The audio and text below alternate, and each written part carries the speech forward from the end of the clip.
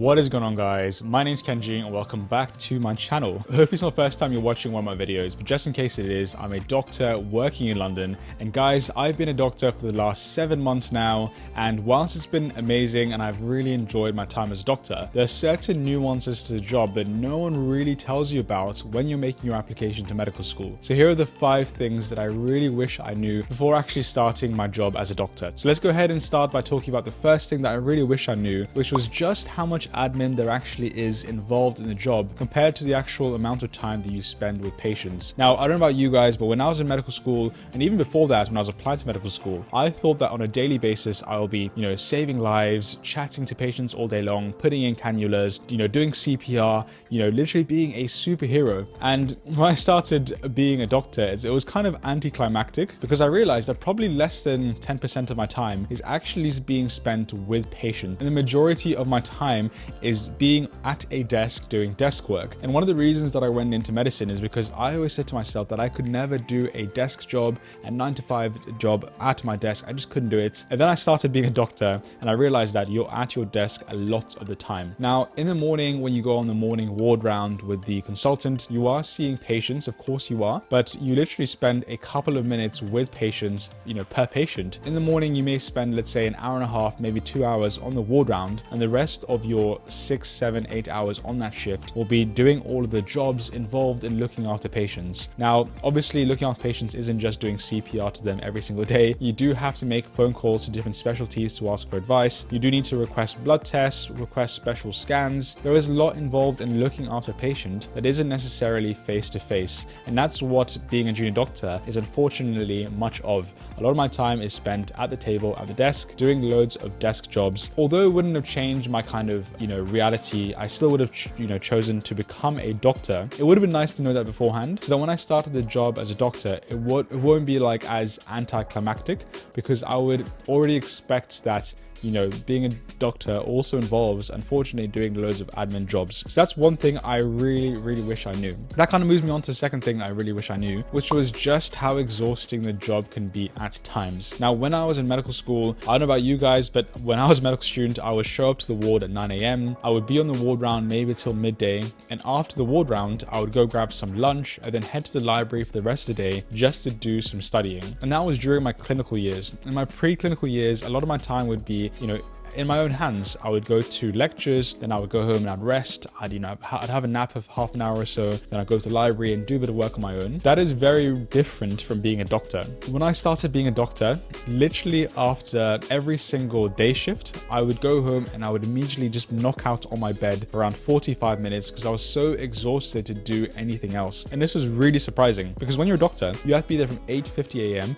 to get ready for the ward round, and you have to finish at 5 p.m. Sometimes that's even later because patients get sick at 5 p.m. and you may have to stay there for an extra few hours. Sometimes you're on 13-hour shifts back to back. Sometimes you work 60, 70 hours a week, in a given week. And that is very different to being a medical student. As I said, as a medical student, you might go to the hospital maybe 3 or 4 hours a day. When you're a doctor, you're there rain or shine throughout the entire day. And that was just incredibly exhausting, and not just to do with the hours. I'm sure you guys are aware of what's going on right now in the NHS. I'm sure you're aware of all the pressures that doctors are facing in our healthcare system here in the UK. The job is super difficult. Sometimes I'm doing the job of multiple doctors. Sometimes there's staff shortages and we only have 4 doctors on the ward instead of the 7 that we normally have, and we have a huge workload. When we're on the ward, we're constantly being interrupted, obviously in a good way, by nurses, by physiotherapists, by pharmacists asking for our advice or just letting us know about what's going on with their patients as well. It's a very difficult job, guys, and being a medical student is very different than having that responsibility as the doctor who's looking after a patient, and it's incredibly exhausting. It's incredibly rewarding, don't get me wrong. I love looking after patients, I love working as a doctor, but it can be very exhausting at times. And that's one thing I wish I knew in advance, because again, just to kind of mentally prepare myself of what's to come, maybe put in measures in place around my social life or the other parts of my life to make sure that they're not being kind of pushed to the side. That's one thing I really wish I knew in advance. Kind of touching on the last point I made, which is the situation in the NHS right now. The third thing that I really wish I knew before becoming a doctor is that you may not necessarily get a positive ROI financially. So you may not necessarily get a positive return on your investment. Now, again, it's circumstantial, it is subjective, but in my personal, circumstance, I had to get out a very big personal loan, almost like £100,000 of debt in order to fund my university degrees, in order to fund medical school. Now, right now as a junior doctor, as I'm sure you guys have seen in my last videos, I'm currently on £14.09 per hour. I earn more as a bartender when I was working in London before starting medical school. So right now my salary is not great, guys, and it doesn't actually get that much better. Doctors who have been in training for literally 7 years are earning like less than £60,000 a year, which is crazy for how skilled doctors actually are, how hard we work, and how much of an investment we put into our careers. We're not exactly getting the best return on investment compared to other doctors in different countries. If you're watching this from America, fair play, you may get a very big positive ROI. Unfortunately, that may not necessarily be the case here in the UK. I'm not going to go too much on this point. I'm sure you've seen what's going on in the news right now. Currently, as I'm recording this, junior doctors are striking over pay because we're not getting paid enough. We've had a real term 26% reduction in our pay over the last 15 years or so, since 2008. I'm not going to go on in terms of this point, but I really wish I knew how much of an impact that will have on your life. When I was 16 years old and I was applying to medical school, £30,000 sounds like a lot of money, and you don't actually realize how little that money is until you start working as a doctor, especially for how hard you work and how much sacrifice you put into the job. I know this is not necessarily an excuse. I chose this lifestyle myself, but living the life as a doctor is very different, and there's so many nuances to the job you may not necessarily know about when you're 16 years old and you're making that application to medical school. All right, so I want to take a quick break from the video to tell you guys about Kenhub, who's kindly sponsoring the video. Kenhub is actually the online learning platform that I use during medical school to learn my anatomy. And the reason for that is that it combines multiple effective tools for learning human physiology and human anatomy. When I used to use Kenhub to study my anatomy, it was honestly such an enjoyable experience. And the reason being is that they use a number of interactive quizzes, they have great colorful pictures, videos, and also detailed articles that makes learning anatomy so much more enjoyable and so much easier. All of the content on Kenhub is organized into study units where all of the content you need to know is very nicely organized so you can master that given topic. And here is an example of a study unit of the muscles in the hand and also the bones of the upper limb. They have loads of different types of quizzes that are based on difficulty, and all of the videos on Kenhub also contain transcripts, captions, and video speed controllers, so you're able to jump to different areas of the video that you want to watch. One of the ways to actually master anatomy is by constantly quizzing yourself, and the really unique thing about Kenhub is you're actually able to create custom quizzes so you can tailor the knowledge that you need to learn for yourself. I also really liked how they had these muscle anatomy reference cards, which are kind of like cheat sheets, which contains all of the functions of the different muscles, the innervations, the insertions, the origins, which just made learning that content super easy for me. If you guys want to check out Kenhub yourself, there actually is a free version, but if you want the full premium subscription, you can get 10% off your annual subscription by clicking the link down below. And what I really like is that they have a 7-day money back guarantee, no questions asked. So if you don't actually like it, you can get your money back, and that's completely fine.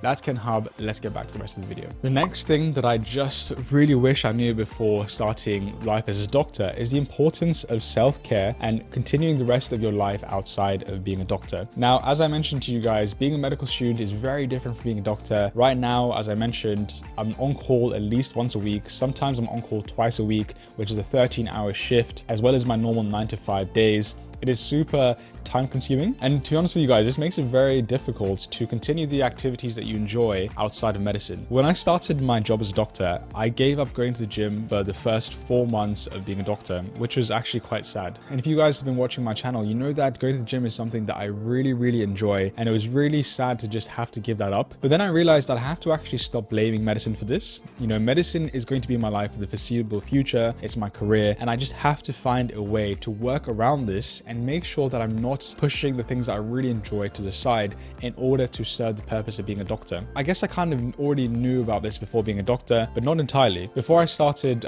working as a doctor, I completely got this channel kind of systemized. I hired a video editor to edit all these videos for me, which took a bunch off my plate and meant that, unlike a lot of YouTubers who are medics, I'm actually able to continue making YouTube videos. And I do empathize with other people who are YouTubers who stop doing YouTube as often because of how difficult the job is. I completely empathize with them, and I completely understand why. But I'm super happy that I actually invested the time to getting an editor to help continue doing these YouTube videos. And I really wish that I applied that same logic for the rest of my life. For example, one of the reasons that I implemented when I stopped blaming medicine for giving up, everything else in my life, I found a gym that was literally 5 minutes away from my house. Rather than having to drive 15 minutes, I literally can pass by the gym on my way home from work. And it's also open 24 hours a day, 7 days a week, so that if I'm on call or working a night shift, I can still make it to that gym session. And these small changes are things I guess I wish I knew as a medical student, so that in my final year of medical school, I can start putting these things in place to make sure that I'm not giving up on things that I really enjoy doing in my life. And to not end on a negative note, what I really wish I knew before becoming a doctor is just how amazing it will actually feel to make a difference in a patient's life. Now, as a medical student, again, you do somewhat feel this. You are, helping patients sometimes with taking bloods, putting in cannulas, things like that. But it's very different when you're the doctor on call who goes to see a patient who's had a cardiac arrest and you have to give them CPR and hope to God that they actually come back to life. That is very different to just being in the background as a medical student, being there to learn,